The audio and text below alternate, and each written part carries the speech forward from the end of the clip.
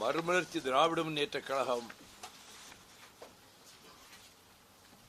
எதிர்வரும்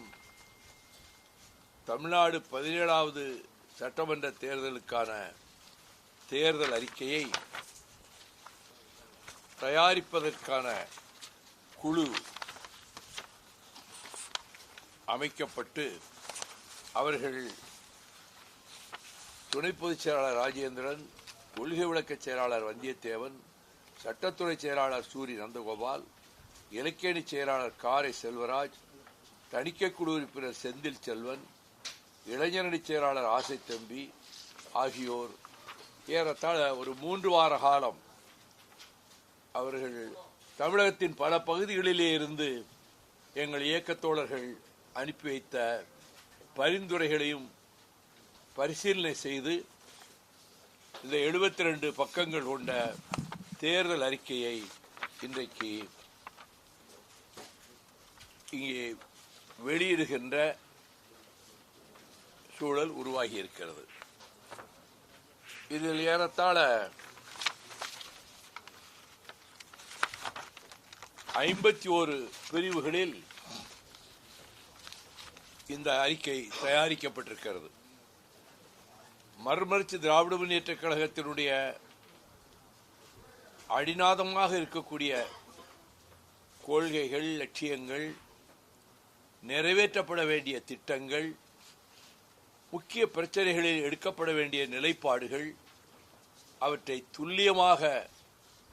ஆய்வு செய்து நாங்கள் இதை வெளியிட்டிருக்கிறோம். மாநில சுயாட்சி, மதச்சார்பின்மை, தமிழர் வரலாறு மீட்பு, தொல்லியல் ஆய்வு, தாய் தமிழை பேணுவோம், வேளாண்மை, பால் உற்பத்தி, மீனவர் நலன், காலநிலை நடவடிக்கை, கடல் வளம் காப்போம், கல்வி, பட்டியலினம் பழங்குடியினர் நலம், சிறுபான்மையினர் நலன், போதைப்பொருள் ஒழிப்போம், மதுவிலக்கு,